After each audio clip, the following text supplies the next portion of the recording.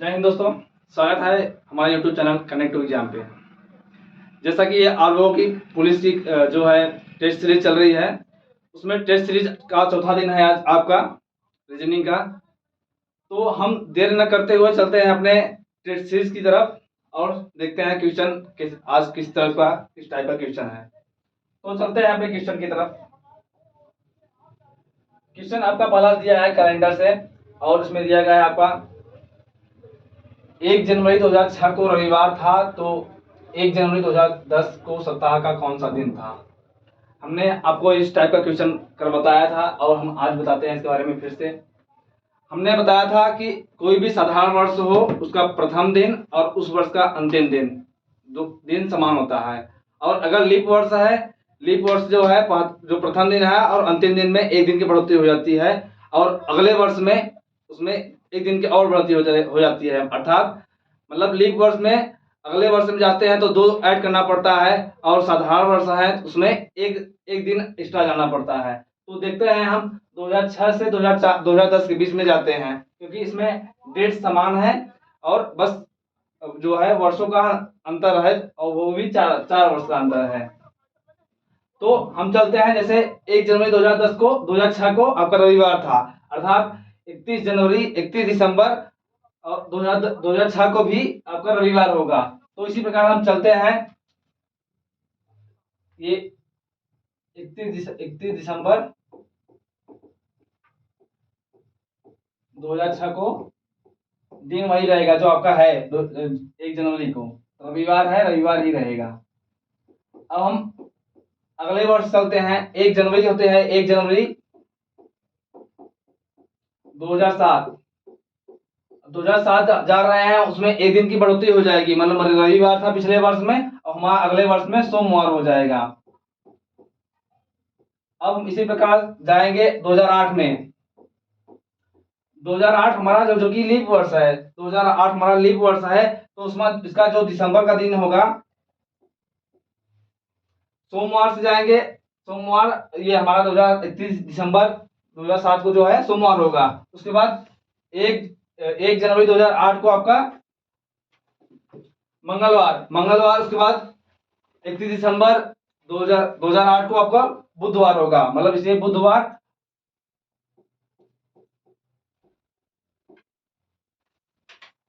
और 2009 को जो है गुरुवार और 2010 का हमारा पूछा गया है, 2010 को पूछा गया है तो हमारा क्या है शुक्रवार। अर्थात जो है हमारा जो दिन होगा कौन सा दिन होगा, शुक्रवार होगा। कब? 1 जनवरी 2010 को। इस तरह से हम आगे बढ़ते जाएंगे, जबकि हमने लीप वर्ष में दो दिन को आगे बढ़ाया। तो हमारा जो आंसर है ये शुक्रवार, इसका जो ऑप्शन डी शुक्रवार सही है। चलते हैं फिर अगले क्वेश्चन की तरफ। हम अगला क्वेश्चन आपका दिया गया है ब्लड रिलेशन से। इसमें आपका क्वेश्चन है, एक महिला की ओर इशारा करते हुए नीलेश ने कहा वह मेरी पत्नी के दादा की इकलौती संतान की इकलौती बेटी है। महिला नीलेश से किस प्रकार संबंधित है। तो इस टाइप का क्वेश्चन हमने आप क्या बताया था, जैसे आपका जनरेशन चलता है, आपके पिताजी आपसे बड़े हैं तो आप सॉल्व करते टाइम उसमें भी आपको आपसे ऊपर रखेंगे। उसके बाद अगर दादा का है तो उसको आपके पिताजी के बाद उसको जनरेशन में रखेंगे। तो हम बताते हैं क्वेश्चन के माध्यम से आपको।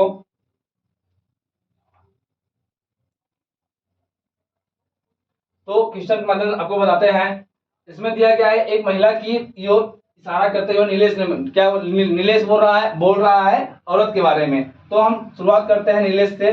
नीलेश ने क्या कहा, वह मेरी पत्नी के। तो नीलेश जो है ये प्लस है, ये बोल रहे हैं वह मेरी पत्नी के, मतलब इनके प्लस हो गए, इनकी पत्नी को हम माइनस डिनोट करेंगे। उसके बाद पत्नी के दादा कहाँ जाएंगे, हम ऊपर जाएंगे। ऊपर पहले इनके पिताजी पढ़ेंगे, पिताजी के बाद फिर दादा आएंगे, तो दादा का जो जनरेशन है तीसरा जनरेशन जाएंगे। प्लस हम जो है मेल के लिए डिनोट कर रहे हैं, माइनस जो है फीमेल के लिए डिनोट कर रहे हैं, तो ये दादा हो गए इनके। और दादा की इकलौती संतान की इकलौती बेटी है। दादा की इकलौती संतान कौन होंगे, ये इनके पिताजी होंगे। और ये और इकलौती संतान की इकलौती बेटी है, इकलौती बेटी अर्थात यही है, इकलौती बेटी, तो इनकी इकलौती बेटी जो है, जो नीलेश की है, नीलेश की पत्नी ही इनकी इकलौती पुत्री है। और महिला नीलेश से किस प्रकार संबंधित है, तो महिला किससे प्रकार संबंधित है, अर्थात ये दोनों जो हस्बैंड और वाइफ, मतलब पति और पत्नी का जो रिश्ता है वही इनके बीच में है। लेकिन वही हमको घुमा फिराकर कई तरीके से जनरेशन में ऊपर नीचे ले जाकर वही आपसे रिश्ता पूछा। तो आपका जो रिश्ता होगा ये इनका पत्नी होंगी, महिला जो होगी नीलेश की पत्नी होगी। आपका ऑप्शन डी सही है इसका। चलते हैं फिर अगले क्वेश्चन की तरफ हम। अगला क्वेश्चन आपका है असंगत। इसमें चार जो है नंबर्स दिए गए हैं, नंबर्स दिए गए हैं, इसमें से एक जो है नंबर भिन्न है, एक भिन्न है, उसी को उसमें हमसे चूज करना है। तो आपके जो क्वेश्चन है 8, 27, 64, 125, 125, 216, 343।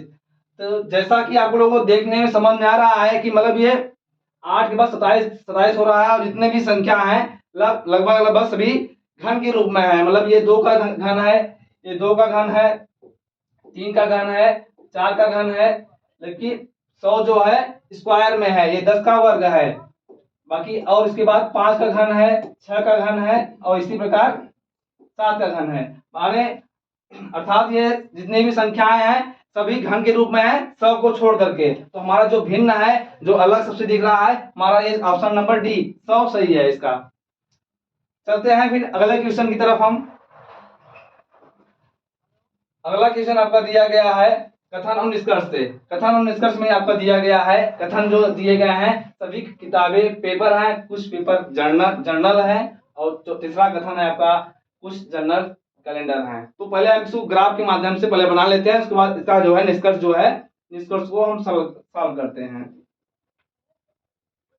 तो पहला दिया है सभी किताबें पेपर हैं। सभी किताबें पेपर हैं मतलब हम किताब को बुक से बी से करते हैं। सभी किताबें क्या है, पेपर हैं। तो सभी किताबें होंगी किसके अंदर, पेपर के अंदर आएंगे। और उसके बाद दूसरा कथन दिया गया है कुछ पेपर जर्नल है, मतलब कुछ पेपर है मतलब इसका हम कुछ भाग लेंगे, इसका हम कुछ भाग लेंगे, इसमें टच नहीं करेगा।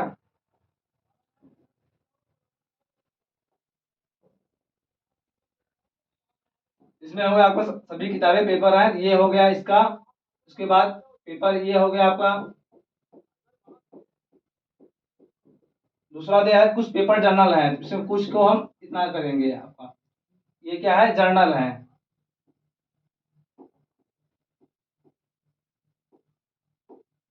जैसे डिनोट करते हैं इसको हम। उसके बाद क्या है अगला, कुछ जर्नल कैलेंडर हैं। कुछ जर्नल कैलेंडर है मतलब इन लोगों से संबंध नहीं है, बस इनका संबंध जो है जर्नल से है, तो इसका संबंध हम इससे लेते हैं। ये आपका कैलेंडर हो गए। अब हम चलते हैं ऑप्शन की तरफ। आपका जो निष्कर्ष दिया गया है, निष्कर्ष आपका पहला दिया गया है कुछ जर्नल किताब है। ऐसा क्या दिख रहा है क्या, इसमें कुछ जर्नल किताब है, जर्नल आपका यहाँ है, किताब यहाँ है, इन दोनों में कोई संबंध नहीं है। तो इसका जो हमारा पहला ऑप्शन जो निष्कर्ष है गलत हुआ, मतलब क्योंकि हमारा जर्नल और किताब से कोई संबंध नहीं है। अगला ऑप्शन है आपका निष्कर्ष कुछ कैलेंडर पेपर है।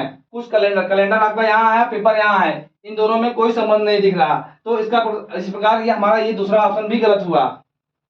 ये तीसरा है कुछ किताबें जर्नल है। कुछ किताबें, हमारा किताब यहाँ है और कुछ किताबें जर्नल है और जर्नल यहाँ है। तो किताब और जर्नल में कोई संबंध मतलब कहीं टच नहीं किया है, इस मतलब इसमें भी कोई संबंध नहीं है इनका। तो हमारा जो तीसरा ऑप्शन भी गलत हुआ। इसी प्रकार चौथा देखते हैं कुछ किताबें कैलेंडर हैं। कैलेंडर हमारे यहाँ है और किताब यहाँ है, इन दो मतलब कैलेंडर और किताब में कोई संबंध नहीं दिख रहा है, कहीं टच नहीं किया है, इसलिए हमारा ये भी ऑप्शन गलत हुआ। तो ये हमारा निष्कर्ष हुआ, मतलब जितने निष्कर्ष दिए थे कोई भी मैच नहीं कर रहा है। और हमारे जो ऑप्शन दिए गए हैं इसमें केवल एक, इनमें से कोई नहीं, केवल 3 और केवल 2, मतलब हमारे जो 4 निष्कर्ष दिए गए, चारों निष्कर्ष में कोई मैच नहीं कर रहा। तो हमारा ऑप्शन जो है बी, इनमें से कोई नहीं, इनमें से कोई नहीं सही है इसका। आप लोग इसको नोट कर लीजिएगा। चलते हैं फिर आगे हम। अगला क्वेश्चन है आपका लगातार 400 वर्षों में महीने का 29वां दिन कितनी बार आता है। तो हमने आपको बताया था कोई भी अगर 29 दिन होता है मतलब अगर साधारण वर्ष के हिसाब से देखें, या बोले हम जितने 12 महीने का आपका वर्ष होता है, 12 महीने में जो है 11 महीने आपका 29 दिन आएगा ही आएगा, क्योंकि हम लीप वर्ष जो है 4 वर्ष बाद आता है, इसलिए हम 12 वर्षों में 11 बार हमारा 29 बार फिक्स है। तो 29 जो है कितने बार आएगा, एक वर्ष में 11 बार, एक वर्ष में 11 बार आएगा। और हमें कितने 400 वर्षों का निकालना है, तो 400 से हम गुणा करेंगे, 400 इसका ये 29 वर्ष हो गया, मतलब 400 ये 4400 हो गया आपका। और अब इसमें आपके लीप वर्ष भी आए होंगे, 400 वर्ष में आपको जो है लीप वर्ष भी आए होंगे। तो एक जो लीप वर्ष हमने बताया था 100 वर्षों में आपका लीप वर्ष कितना होता है, 100 वर्ष में 76 जो है साधारण वर्ष होते हैं और 24 लीप वर्ष होते हैं।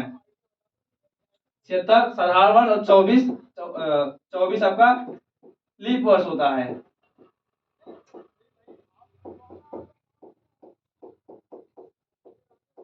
तो ये आपका 100 वर्षों में, मतलब 100 वर्षों में कितने 24 लीप वर्ष आ रहे हैं, हमें कितने निकालना है, 400 वर्षों का निकालना है। इसी प्रकार अगर हम 400 वर्षों को जाएंगे, ये 100 वर्ष, 200 वर्ष, 300 वर्ष और 400 वर्ष में हमारा 24 जो है लीप वर्ष आएगा प्लस ये 400 जो है इसको भी हम काउंट करेंगे, क्योंकि 400 जो है ये भी हमारा लीप वर्ष है, तो इसको भी हम ऐड करेंगे, तो हमारा ये 25 दिन हो गए। तो टोटल हम इसको करेंगे 24 चौका 96, 97, मतलब टोटल कितने हो गए आपके लीप वर्ष 97 हो गए। अब सबको हम ऐड करेंगे, 4400 इधर आया था आपका 29 तारीख और 97 इधर, टोटल हम इसको ऐड करते हैं तो 4497 आपका आंसर आया, जो आपका ऑप्शन डी सही है।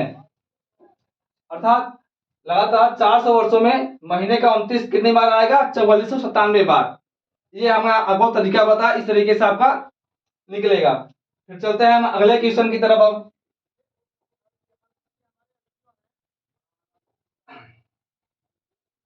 अगला क्वेश्चन आपको दिया गया, है आपको एक प्रश्न और दो कथन, एक और दो दिए गए हैं। आपको यह सुनिश्चित करना है कि क्या कथनों में दिया गया डाटा प्रश्न का उत्तर देने के लिए पर्याप्त है। इसमें आपको जो है प्रश्न दिया गया है और कुछ डाटा दिए गए हैं और ऑप्शन दिए गए हैं। प्रश्न में आपको पूछा जाएगा और डाटा में कुछ दिया रहेगा, उसी हिसाब से आपको जो है ऑप्शन क्लिक करना है। तो प्रश्न आपका जो है कंपनी की कुल बिक्री कितनी हुई, ये आपका प्रश्न पूछा गया है। अब कथन क्या है इसका, कथन एक है कंपनी ने उत्पाद ए की 8000 इकाइयां बेची, जिसमें प्रत्येक की कीमत 25 रुपए है। मतलब एक जो है उत्पाद 8000 ए की जो है कंपनी ने उत्पाद एक जो है कि 8000 इकाइयां उत्पाद की है और उनमें से प्रत्येक की एक उत्पाद की कीमत 25 रुपए है। अब अगला कथन दिया गया आपका इस कंपनी की कोई अन्य उत्पाद नहीं है, मतलब ओनली वन, एक ही उत्पाद है जिनकी 8000 इकाइयां हैं और पर उत्पाद की जो है इकाइयों के संख्या कितने कीमत है 25 रुपए है। तो हम इसी प्रकार से अपना आंसर देखते हैं।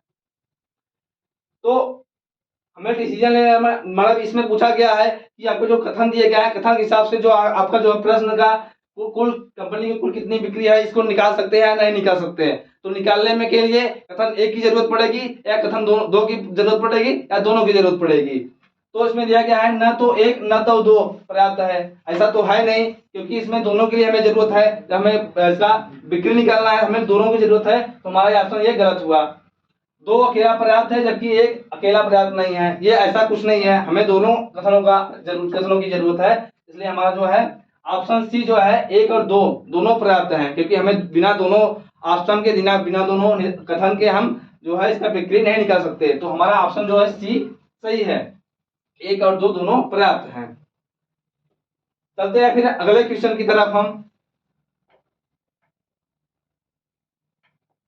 अगला क्वेश्चन आपका घड़ी से दिया गया है और घड़ी में जो है दिया गया है 11:10 पर घड़ी की घंटे की सुई और मिनट की सुई के बीच का कोण ज्ञात कीजिए। बीच की का बड़ा कोण ज्ञात कीजिए। बड़ा कोण ज्ञात करना है आपको। हमने जो आपको फार्मूला बताया था, फार्मूले से अगर आप निकालते हैं, जो भी फार्मूला निकलता है अगर 180 से ज्यादा आता है तो उसको हम 360 से माइनस करते थे। तो इसे हम जो है हमें बड़ा कोण ज्ञात करना है, इसमें हमें 180 से नहीं माइनस करना होगा, क्योंकि हमें बड़ा कोण ज्ञात करना है। तो हमने कैसे पहले हम जो अपना तरीका बताए थे, शॉर्ट ट्रिक बताए थे, उसके माध्यम से हम इसको हल करेंगे। 11 10 है और 10 को जो है घड़ी सुई में हम कितने माध्यम से कितने कौन सी घड़ी के हिसाब से डिनोट करते हैं, 2 की घड़ी से डिनोट करते हैं। तो हमने क्या बताया था, घंटे और जो मिनट वाली सुई दोनों के बीच का अंतर लेंगे, दोनों बीच का अंतर कितना है, 9 है।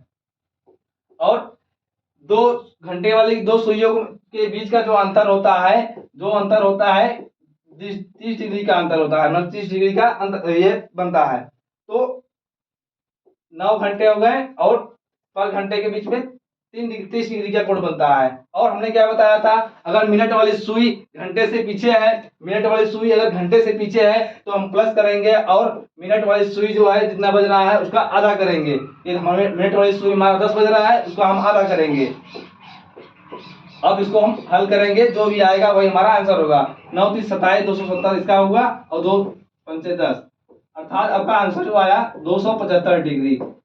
ये आपका घड़ी का बड़ी जो है, घड़ी की बड़ा वाला एंगल निकला, ये वाला 275 डिग्री, जो आपका ऑप्शन ए सही है।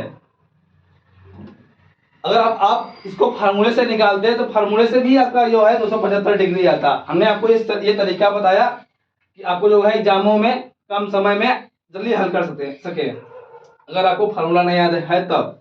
चलते हैं फिर आगे क्वेश्चन अगले की तरफ।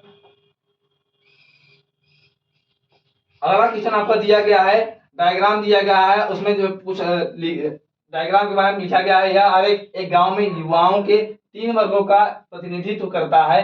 कितने शिक्षित युवा गरीब हैं। इसमें आपका 3 सिंबल दिया गया है, ट्रायंगल और 2 सर्कल दिए गए हैं। और ट्रायंगल का अर्थ है आपका शिक्षित, और एक सर्कल का अर्थ है गरीब, और दूसरे में है नियुक्त, मतलब जॉब कर रहे हैं। आपसे क्या पूछा गया है, कितने शिक्षित युवा गरीब हैं। तो गरीब वाला आपका सर्कल ये है, और शिक्षित कितने हैं, शिक्षित वाला जो है आपका ये है ट्रायंगल।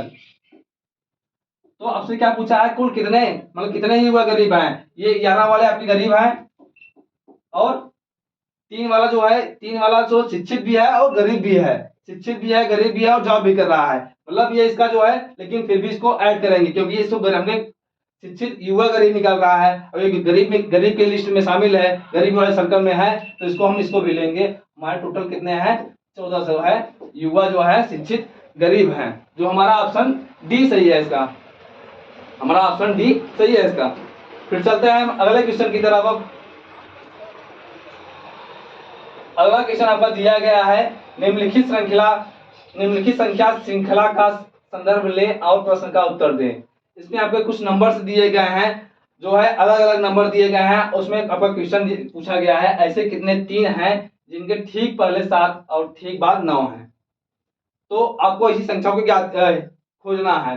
तो हमें क्या खोजना है, 3 खोजना है जिसके पहले 7 और बाद में 9 हो। तो ऐसे कितने हैं देखते हैं। 3 यहाँ है, लेकिन इसके जो पहले है 7 नहीं है, इसलिए इसको नहीं लेंगे। ये हमारा ये वाला सेक्शन, ये 3 जो है, 3 तो है, उसके आगे कितना है, उसके पहले क्या है 7 है, उसके पीछे क्या है 9 है, जो हमारा क्वेश्चन दिया गया उसका मैच कर रहा है। उसके बाद अगला जो है ये वाला 3, इसके पहले 7 है और इसके बाद 9 है, 3 के बाद 9 है। इसी प्रकार फिर आगे देखते हैं हम, और आगे जो है आपका आगे 7 और पीछे 9, ये 3 आपका हो गया, आगे 7 है और पीछे 9 है। ऐसी टोटल कितने बस आपको जो है 1 2 और 3, मतलब ऐसी जो है कितनी संख्याएं हैं, 3 ऐसी संख्याएं हैं जिनके आगे 7 है और पीछे 9 है। चलते हैं अगले क्वेश्चन की तरफ हम।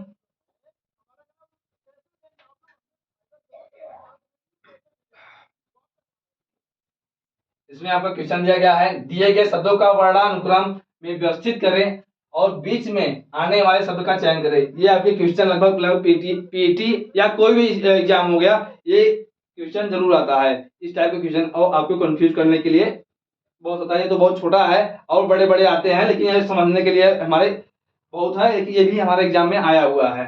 तो इस टाइप क्वेश्चन को कैसे हल करेंगे, पहले देखते हैं कितने वर्ड जो हैं जितने सब में मैच कर रहे हैं, सब में कॉमन है। तो हम देख रहे हैं इसमें जितने भी हैं CO CO CO CO जितने भी हैं सब में CO कॉमन है। उसके बाद क्या करते हैं, अल्फाबेट की सीरीज में जो पहले पढ़ता है, अल्फाबेट के सीरीज में जो पहले पढ़ता है उसको पहला एक नंबरिंग, उसको जो है स्टार्टिंग एक से करेंगे।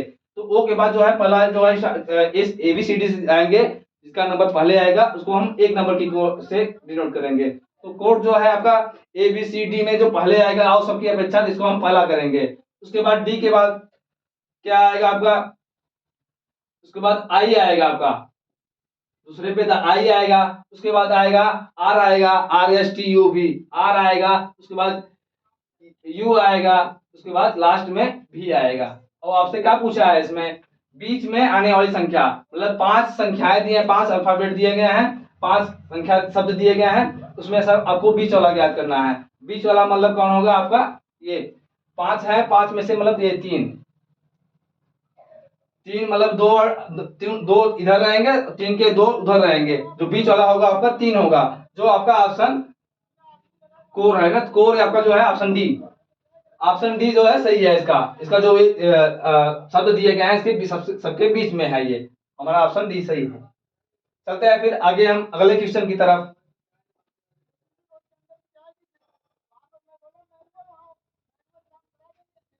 ये क्वेश्चन आपको देखने में ऐसा लगेगा ये मैथ का क्वेश्चन है, लेकिन यहाँ ये रीजनिंग और काफी ये भी क्वेश्चन काफी पूछे जाते हैं हमारे क्वेश्चन में, एग्जामों में। तो चलते हैं देखते हैं इसका। यदि प्लस का अर्थ है भाग और भाग का अर्थ है माइनस और माइनस का अर्थ है गुणा और गुणा का अर्थ है जोड़, तो इन सूचनाओं के आधार पर 27 + 9 भागे 2 - 4 × 8 का मान ज्ञात करना है। तो इसका मान ज्ञात करने के लिए सबसे पहले क्या करेंगे, जिसका जो है जो सिंबल का जो बोला गया है पहले हम उसको लिखते जाएंगे। तो आपका दिया गया 27 और प्लस को क्या दिया गया है आपका, प्लस का अर्थ है आपका भाग, तो भाग का चिन्ह इसको लिख देते हैं। उसके बाद 9 लिखते हैं।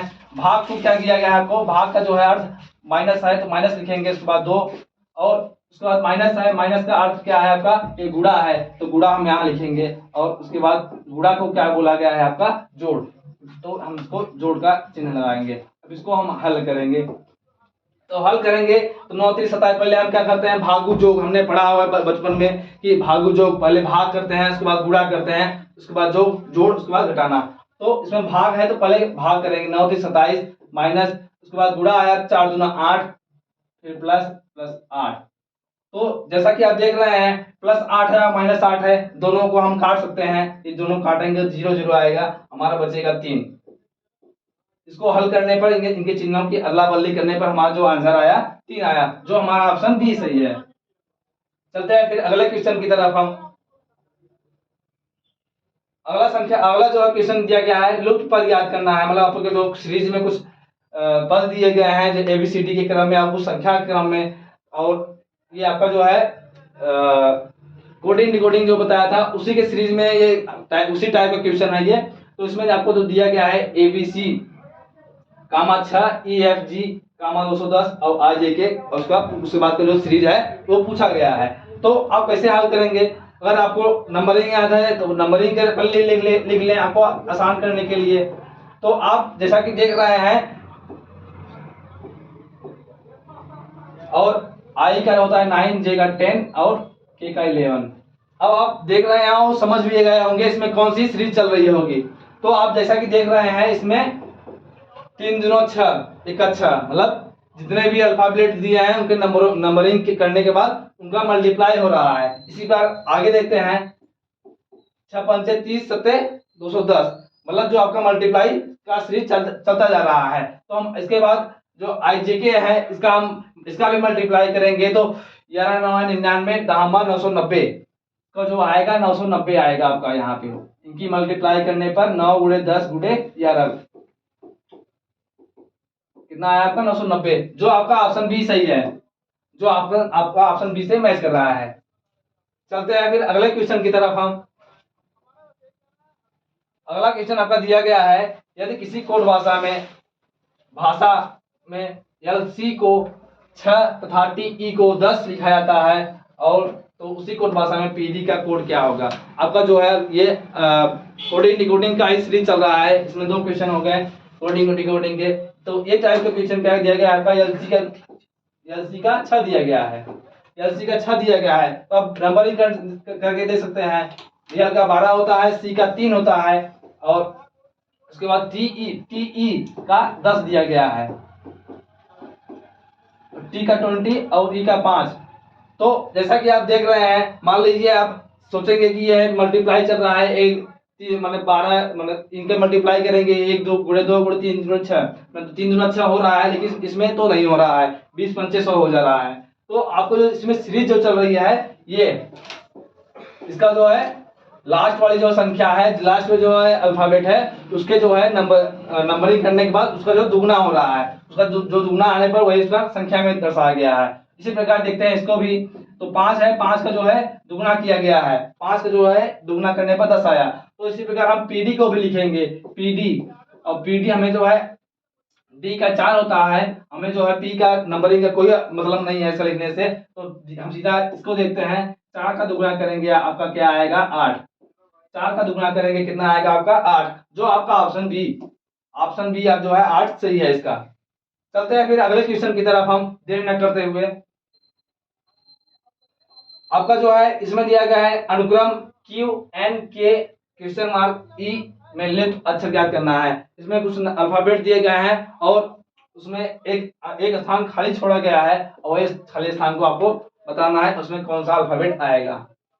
तो इसको सबसे पहले हम समझने के लिए क्या करेंगे, नंबरिंग कर लेते हैं, हमें जो है आसानी होगी। क्यू का 17 होता है, एन का होता है 14, और के का 11, और ई का 5 होता है। अब आपको देखने में समझ में आ रहा होगा कि क्या कौन सी सीरीज चल रही है आपकी, क्योंकि जो है क्या हो रहा है, जितने भी अल्फाबेट है इनका क्रम घटता जा रहा है, क्रम घटता जा रहा है। अर्थात सबसे पहले क्या करेंगे, हम दोनों का अंतर ले लेते हैं। तो अंतर लेते हैं, कितना अंतर आ रहा है, 17 में 14 घटाएंगे 3, 3 का अंतर आ रहा है। उसके बाद 14 में 3 पीछे 3 माइनस करेंगे तो 11 आएगा। इसी प्रकार हम 11 से फिर 3 पीछे जाएंगे, जो हमारा खाली स्थान है वो हमारा खाली स्थान पे आएगा, तो 11 में से 3 जाएंगे आपका 8 आएगा। 8 जो होता है आपका एच का कोड होता है, 8 जो होता है एच का कोड होता है, जो आपका ऑप्शन बी सही है। हम 8 से भी अगर पीछे 3 पीछे जाए तो आपका जो है 5 मैच कर रहा है, इसी प्रकार जो हमारा आंसर सही हुआ इसका ऑप्शन बी एच सही हुआ। चलते हैं इसी प्रकार फिर अगले क्वेश्चन की तरफ। और जैसा कि हमारी प्रैक्टिस सीरीज चल रही है, इसलिए बहुत ज्यादा समय नहीं दे रहे हैं क्वेश्चनों पर हम।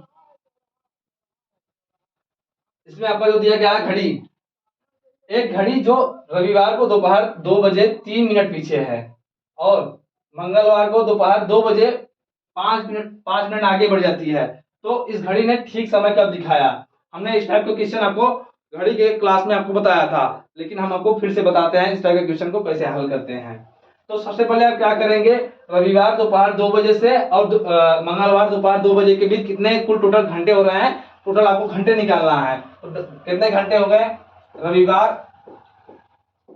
रविवार सोमवार मंगल का हमें निकालना ही है, तो 2 PM का निकालना है, 2 PM यहाँ होंगे। उसके बाद 2 PM मंगलवार को भी जाते हैं, क्योंकि हम दोपहर 2 बजे का पूछा गया है। टोटल कितने घंटे हो गए हमारे, ये 24 घंटे यहाँ बीत गए और 24 घंटे यहाँ,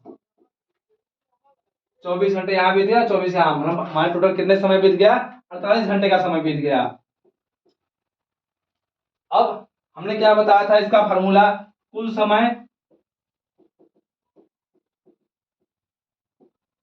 गुणे पहला समय। पहला समय में जो भी आगे जा रहा है या जितना पीछे जा रहा है उसको लिखेंगे। पहला समय हमारा क्या है, 3 मिनट, तो पहला समय हमारा फार्मूला पहले लेते हैं, उसके बारे में बता देते हैं। पहला समय जो है आपका ये, उसके बाद क्या आएगा, टोटल समय जितने आगे गए हैं, जितनी मंद हो गई है जितनी तेज हो गई है, सबको हम ऐड करेंगे, मतलब कुल समय मतलब जितना तेज प्लस मंद, ये हमारा फार्मूला है इसका। अब इसी फार्मूले पे हम इसको रखेंगे और हमारा जो है आंसर प्राप्त होगा। तो हमारा कुल समय कितना हुआ आपका, 48 घंटे हो गए, 48 घंटे का समय बीता आपका। और पहला समय क्या है आपका, 3 मिनट पीछे हो रहा है, 3 मिनट पीछे हो रहा है, तो उसको हम मल्टीप्लाई में लिखेंगे। और तेज प्लस मंद मतलब 3 मिनट आगे जा रहा है और 5 मिनट, 3 मिनट पीछे जा रहा है और 5 मिनट आगे जा रहा है, सबको हम ऐड करेंगे, तो 5 3 8 हो रहा है आपका। अब इसको हम हल करते हैं। 8 छक 48, 6 तारीख 18 घंटे जो है आपके आया। 18 घंटे बाद जो है घड़ी सही समय दिखाएगी। तो हम चलते हैं फिर से 18 घंटे में पीछे, 18 घंटे पीछे चलते हैं। कहाँ आगे चलते हैं, कहाँ से, रविवार से। तो रविवार सोमवार से हम कहाँ जाएंगे, रविवार से 2 PM, और सोमवार 2 AM तक ही जाएंगे, क्योंकि हमें 18 घंटे ही जाना है। तो हमारे इतना जाने में कितने समय लगा, 12 घंटे का लगा। उसके बाद 6 घंटे बचे हैं, 6 घंटे जाएंगे यहाँ सोमवार को, तो हमारा जो होगा 8 बजेगा सुबह के, सोमवार के सुबह के 8 बजे होंगे हमारे। 8 बजे तक जाएंगे तो हमारा 6 घंटा होगा। 8 में से 2 माइनस करेंगे तो 6 घंटे आपके यहाँ बीत गए। मतलब जो हमारी घड़ी है सोमवार को सुबह 8 बजे जो है सही समय दिखाएगी। जो है रविवार को 2 बजे जब समय दिखाई थी, 5 मिनट पीछे थी, और उसके बाद सोमवार को 8 बजे जो है सुबह सही समय दिखाएगी। जो हमारा ऑप्शन बी सही है इसका। आप इसको नोट कर लीजिएगा, फिर हम आगे बढ़ते हैं। ये फार्मूला आपको एग्जाम के लिए बहुत ही महत्वपूर्ण है, इसको आप नोट कर लीजिएगा। फिर चलते हैं हम अगले क्वेश्चन की तरफ। ये हमारा लास्ट क्वेश्चन था आज का। 15 क्वेश्चन हमने आज लिया था और हमने करवाया इसको। जितने भी क्वेश्चन थे सब पिछले सालों में आए हुए थे, और ऐसे ही आपकी जो है प्रैक्टिस सीरीज चलती रहेगी। अच्छे से अच्छे क्वेश्चन आपके सामने लाया जाएगा। और जैसा भी हो, आज आप लोग कमेंट में कुछ सुझाव दिया करें। कम से कम हम लोग जो है आप लोगों के लिए इतनी मेहनत कर रहे हैं कि आप लोगों को कैसा लग रहा है। और अपने दोस्तों से जरूर शेयर करें जो है कनेक्ट टू एग्जाम के बारे में। और हमारे चैनल को लाइक, सब्सक्राइब और शेयर करना एकदम ना भूलें। धन्यवाद।